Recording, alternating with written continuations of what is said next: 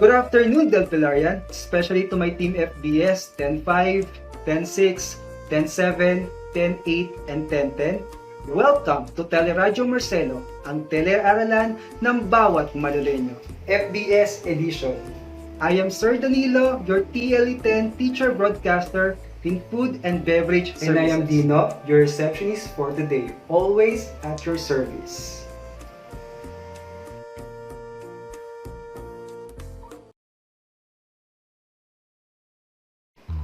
By the way, how are you? Are you excited to learn something new today? I am sure that you are now ready and willing to learn. Make sure that you are now in a comfortable place, far from distractions.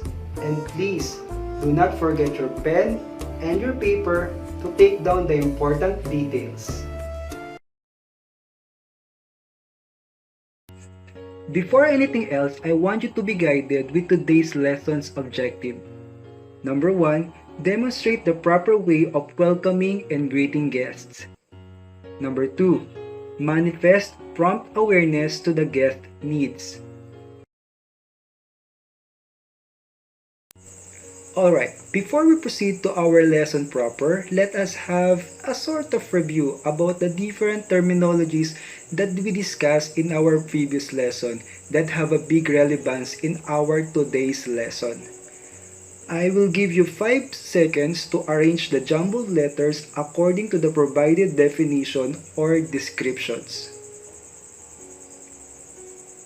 Okay, you may write your answers in your activity notebook or you can comment your answers in our comment sections. So, are you ready, Delpilarian? Are you ready, Team FBS? Okay, let's go! Okay, first word. It is a restaurant experience that is typically more sophisticated, unique, and expensive than one would find in an average restaurant.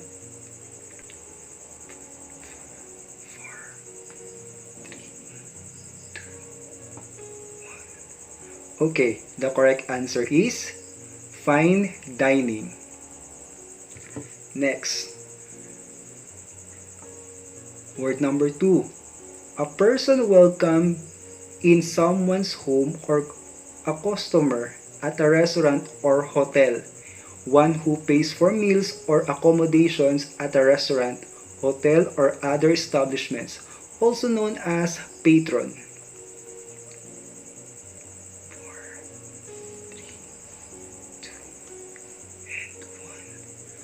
Alright, the correct answer is guest. Next word. Behaving in a polite or friendly way to a guest or new arrival. 5 seconds.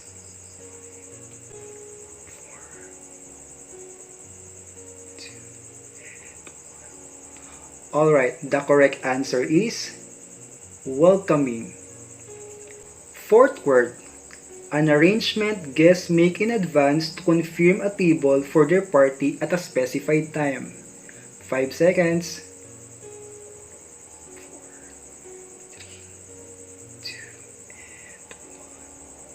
Okay, the correct answer is reservation.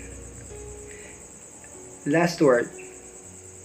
A restaurant employee who welcomes and greets guests.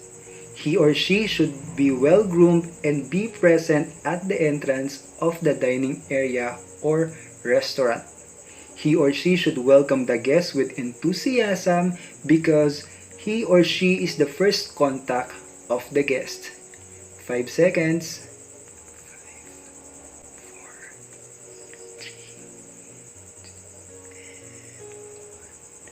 Okay, the correct answer is receptionist. Hello class, kumusta? Did you get a perfect score? If yes, well, congratulations. If not, well, that's okay. You can review and rewatch again this video. Better luck next time!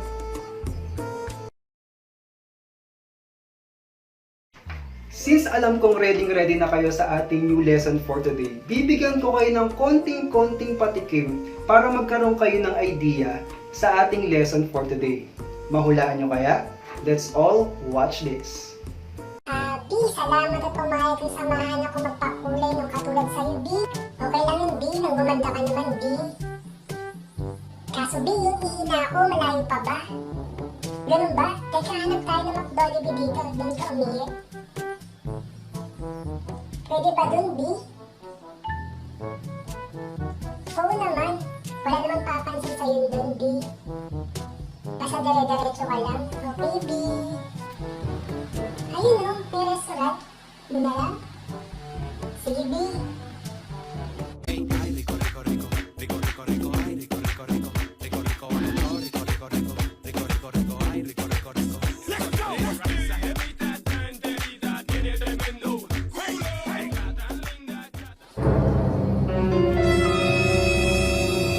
Hello, madam. Good morning. Welcome to Essentials Restaurant. Are we holding any reservation from you? Look. CR lang tayo, eh. Alright, ma'am. Table for how many? Table for two. Do you prefer smoking or non-smoking area?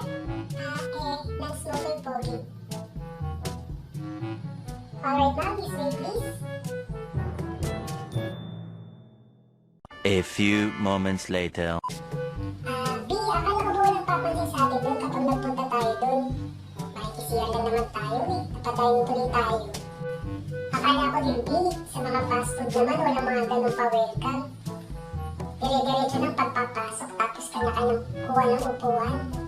Naubos rin pampakulay ko ng buhok tulad sa'yo. Ang mahal kasi doon eh. Okay lang yun, B. Next time ka na magpakulay, maganda ka pa rin naman. Talagang okay lang sa'yo, B. Nakuha mo pang ordering yung pinakamahal, magpapalibre ka lang naman. Medyo makapala. Ay naku, B. Kunwari ka pang na-overrun sa pa-welcome kanina, B. Pwede namang mag-no. If I know, type mo yung receptionist, B.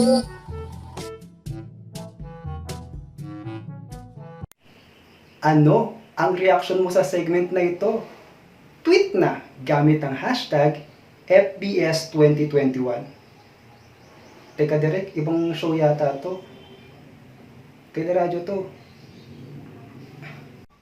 Well, kidding aside, that scenario gives you an idea about our lesson for today. Unlike any food service establishment such as fast food, cafes, casual dining restaurants, etc., fine dining restaurant is a food service establishment that will surely give us a very special and intimate service, including welcoming and greeting guests.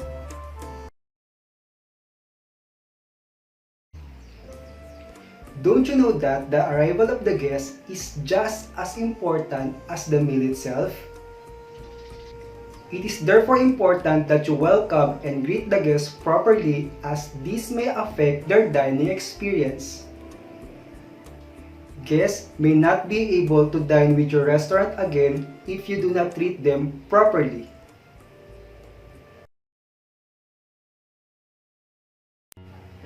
Okay, at this moment, I will discuss to you the basic skills or steps in welcoming and greeting the guests. Makinig, manood na sa Teleradyo. Number 1. Acknowledge the guests as soon as they arrive at the restaurant. Whenever the guests arrive, open the door.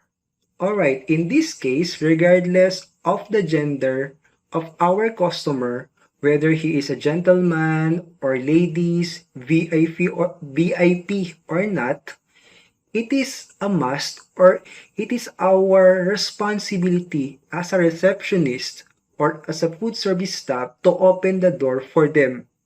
Do not forget to open the door for our guests because it is a major part or a part of welcoming them, because it can give them a good impression that they are very much welcome in our restaurant, and it can set the mood of their dining experience. Okay, next, walk towards the guests, make a pleasant eye contact, and welcome them with an appropriate greeting. Okay, so please maintain eye contact whenever we interact with our guests. And please always remember to wear your best smile. And when I say best smile, it should be sincere. Class, our guests can feel it. So, patingin naman ng best smile dyan. Sige, sample si sir. And class reminder lang, hindi enough reason na nakaka 8 hours duty ka na or nakaka 12 hours duty ka na para maging dahilan nyo nang hindi ka na mangiti. Okay? In FBS department, we should wear our smile until the last second of our duty. Ayos? It is also stated here, if it happens that you are busy with another guest, acknowledge the new guest by making eye contact and say, I'll be right back with you, or simple hand gesture will.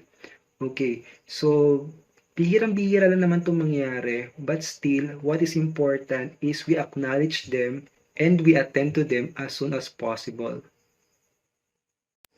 Number 2, greet guests with an appropriate welcome.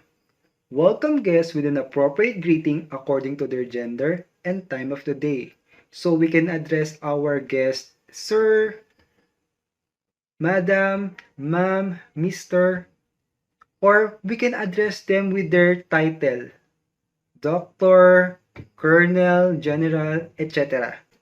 Also, address them with an appropriate greeting for the time of the day as follows. 12 midnight to 11:59 a.m., good morning. 12 noon to 5:59 p.m., good afternoon. 6 p.m. to 11:59 p.m., good evening. Okay class, look at the screen. Here are sample lines that you may use when welcoming and greeting guests. Let me remind you that you can paraphrase it or you can use other choice of words provided that it has the same thought. Okay, so look at the first line.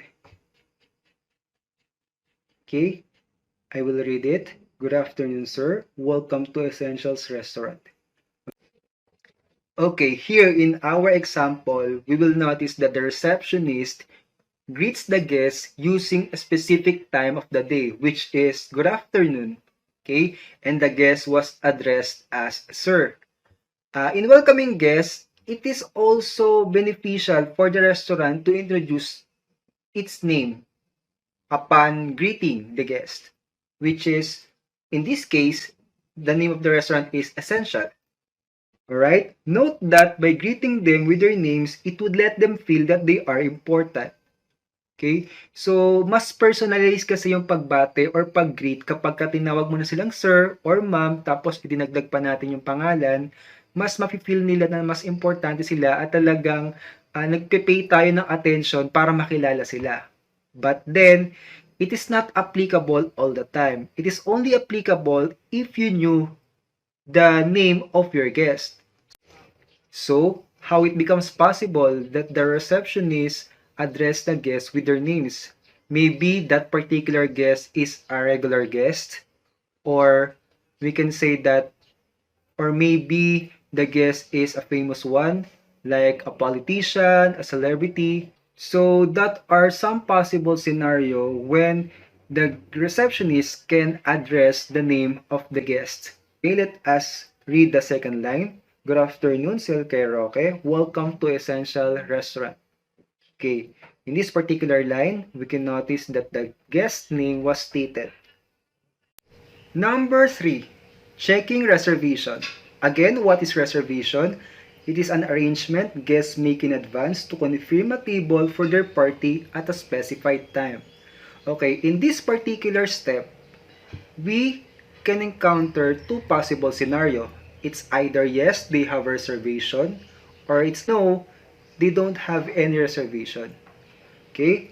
Politely ask the guest if they have reservation. If they do, ask the guest name in the reservation list and guide them to the reserved table. Make sure that their table is prepared in advance.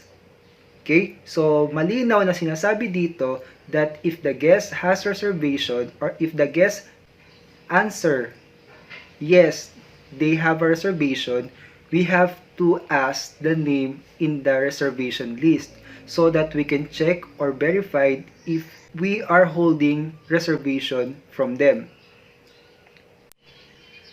Okay class, here are sample lines that you can use when you check the reservation of the guest. I will read.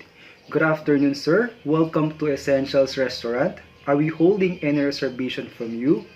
Again, I will remind you that you can paraphrase it. You can use other choice of word provided that it has the same thought.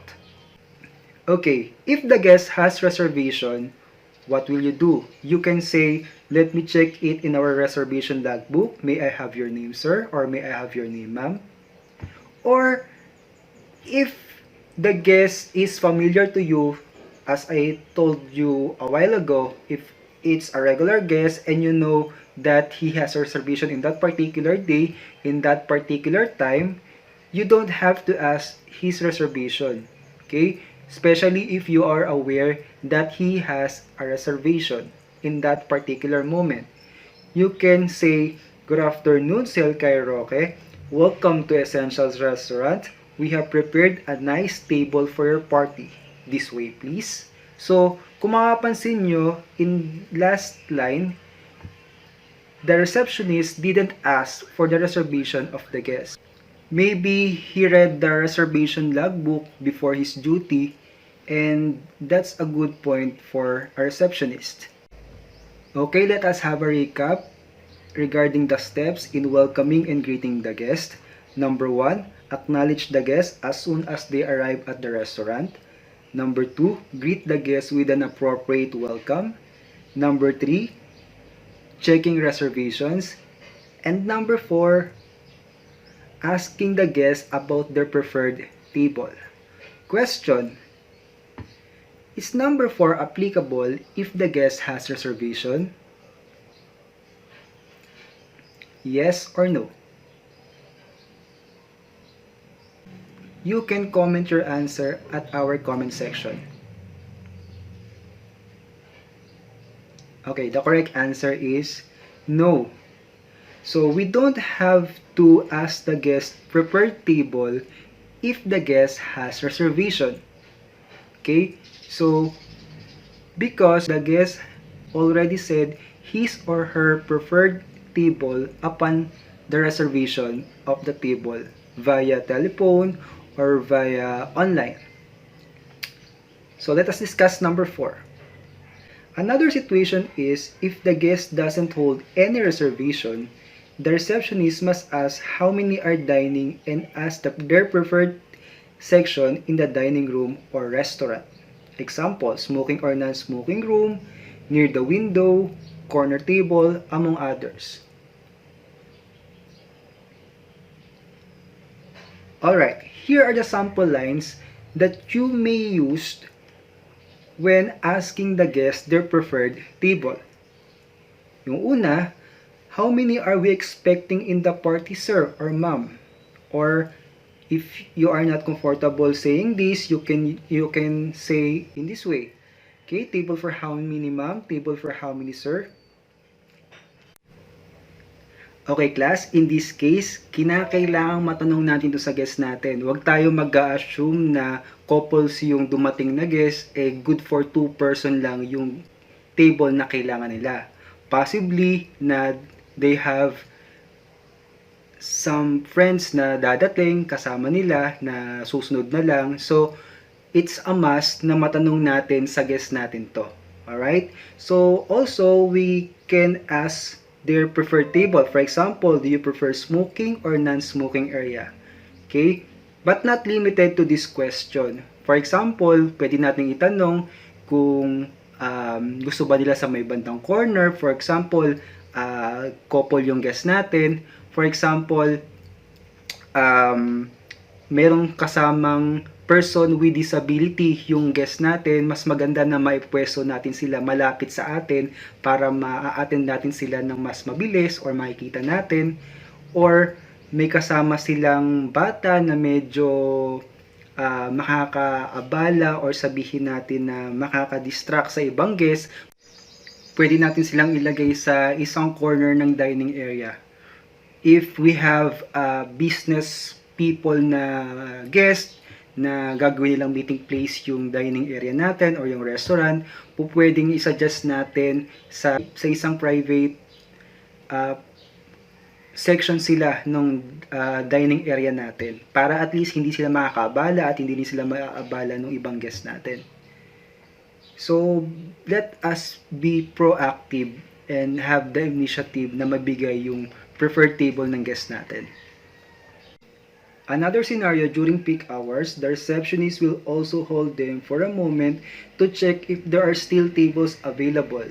So if the guest doesn't have any reservation at nagpunta sila ng peak hours or peak season, for example, Mother's Day, Father's Day, or Christmas season, so the receptionists have to check if there are available table for them. In case all tables are already occupied, politely inform the guests and ask them if they can wait at the lounge. If the guests will wait at the lounge, they should be informed about the length of waiting time or period honestly. Hindi natin pwedeng sabihin na 5 minutes lang sila maghihintay kung ang totoo is nasa 30 minutes kasi makaka-apekto yon sa impression sa atin nung guest natin. Okay? To avoid bad impression from the guest. Okay, explain to the guest that there will be a table ready in a few minutes or table is currently being cleared and set. If you anticipate a long waiting time period, the receptionist may offer complimentary drinks and lead them to a place where they can wait comfortably. So here are the lines that you may use if that's the case. My apology, ma'am or sir, but all seats are occupied at the moment. Would you mind waiting at the lounge or bar area for a while? And I'll call the moment we have table available for you. Don't just say, we are full at the moment. Okay? Kasi makakabigay pa din yon ng bad impression sa restaurant natin. Okay? Let them know na gumagawa tayo ng paraan. Let them know na willing tayo na i-accommodate sila if willing silang mag-wait for a short period of time. So, if the guests are willing to wait, you may offer bar service. Syempre na makakadagdag din to ng benta sa restaurant natin. Okay? So, it may be appropriate to offer guests the bar services before they go to their table or while waiting for a vacant ready table. Okay? If the guest don't want to have the bar service, we can offer the lounge and waiting area. So, as much as possible, the fine dining restaurant should have lounge area or waiting area for this particular scenario.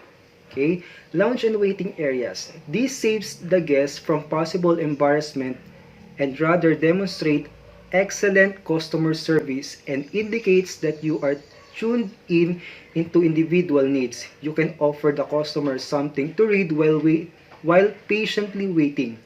Okay, so syempre kahit papano nakakahiya sa part ng guest kung saan lang sila maghihintay habang naghihintay sila ng table para sa kanila. So, dito it is stated na part din ng pag-welcome natin sa kanila, part din ng magandang service kapag nadala natin sila sa place na komportable silang makakapaghintay. Is everything clear? To give you a clearer view, here is our poging receptionist Dino, to demonstrate to you how to welcome the guest. Let's all watch this.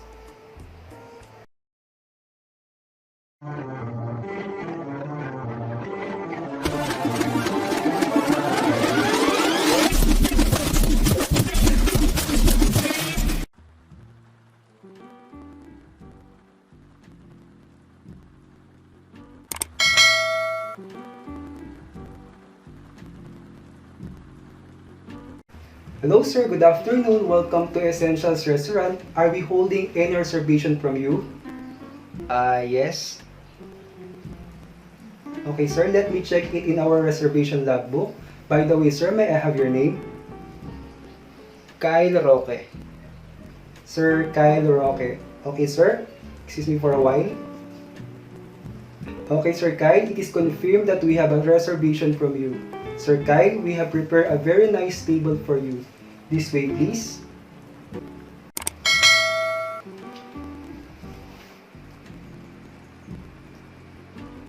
Hello, sir. Good afternoon. Welcome to Essentials Restaurant. Are we holding a reservation from you? No. Alright, sir. May I ask, how many are we expecting in the party? 2. Do you prefer smoking or non-smoking area? Non-smoking area, please. Okay, sir. Let me suggest a table for you. This way, please.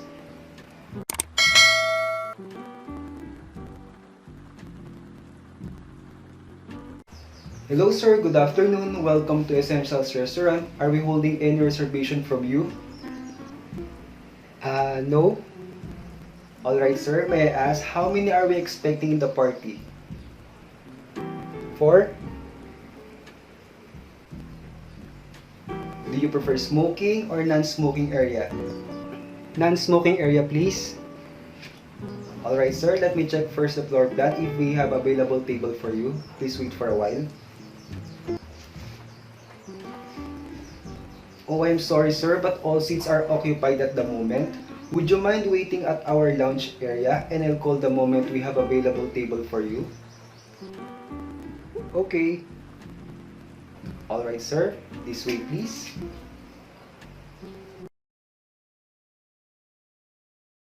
Again, here are the basic skills in welcoming and greeting guests. Number 1, acknowledge the guests as soon as they arrive at the restaurant.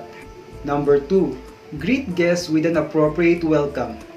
Number 3, checking reservations. And number 4, asking guests their preferred table. To sum it up, to feel safe, welcome, and happy are the goals of every restaurant. A warm meal, a clean and comfortable place to stay, a smile, and a pleasant attitude can turn strangers into friends. Alright, I know you are now equipped with the skills and knowledge that will be beneficial for you in the future.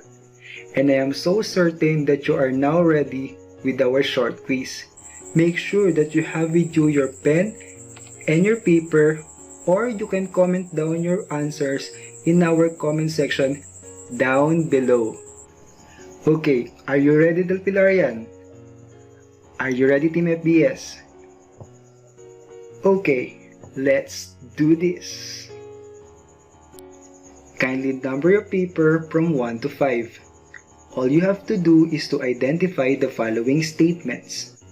Choose the correct answer by writing only the letter.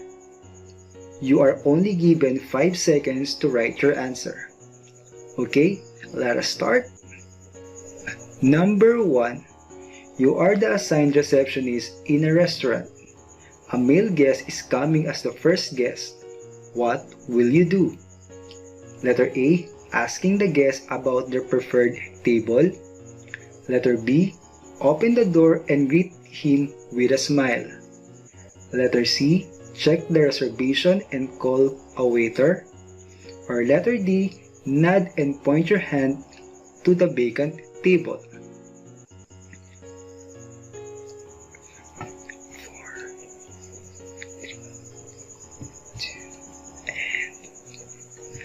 Okay, let us reveal the answer. The answer is letter B. Open the door and greet him with a smile. Number 2. Which of the following should be done if the guest said that he has a reservation? Letter A. Ask the guest the number of persons that should be expected in the party. Letter B. Ask the guest if he or she prefer smoking or non-smoking area. Letter C. Confirm the reservation in the reservation logbook. Or letter D. Offer the guests the lounge area. 5 seconds.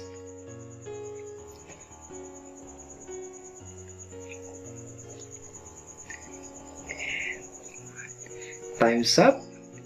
Okay, let us reveal the answer. The correct answer is letter C. Confirm the reservation in the reservation logbook. Alright, let us proceed to the next number. Number 3. Who welcomes and greet the guest? Letter A, barista. Letter B, bartender. Letter C, cashier. Or letter D, receptionist. 5 seconds.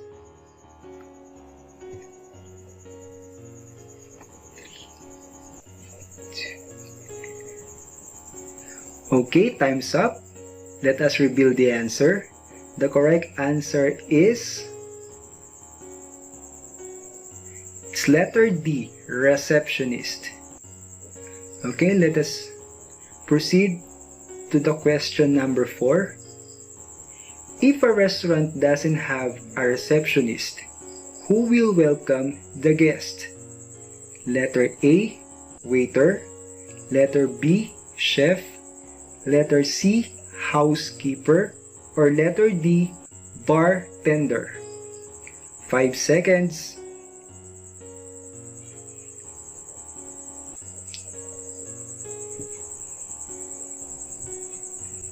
Alright, let us reveal the answer. The correct answer is letter A, waiter. Last number. Question number 5. Which of the following is not a proper way of welcoming and greeting guests? Letter A, open the door when someone is about to enter. Letter B, use guest's nickname when known. Letter C, greet the guest according to what is the time of the day. Or letter D, exercise common courtesy with a guest. 5 seconds.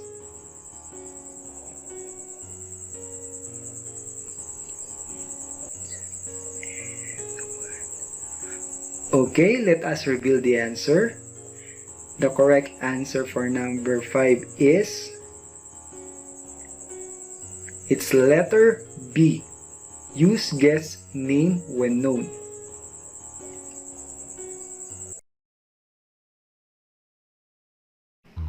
O class, kamusta? Naka-perfect ba? If yes, well, congratulations. If not, well, okay pa rin yan. You can rewatch and review this lesson. Before we end this session, we would like to invite all of you to like and subscribe the Facebook and YouTube channel of Marcelo H. Del Pilar National High School at Teleradyo Marcelo para updated kayo sa mga ganap dito. Co-partner. Yes, you may subscribe and follow me on my YouTube channel, Facebook, TikTok, and Instagram. Thank you very much to our beloved principal, Dr. Maria Victoria C. Vivo, the Teleradyo Marcelo team, my TLE family headed by Ma'am Virginia C. De Guzman, and Sir Froilan Pangilinan, our Assistant Department Head. Yung shoutout to my son, Kyle Roque. So paano? Paalam na tayo? Once again, I am Sir Danilo, your teacher broadcaster for today. And I am Dino, your receptionist for today, always at your service. Saying, education makes you sufficient, skills make you efficient. Until the next episode of Teleradyo Marcelo FBS Edition. Bye! Makinig, manood, nasa Teleradyo. Makinig, manood, nasa Teleradyo. Teleradyo, Teleradyo Marcelo.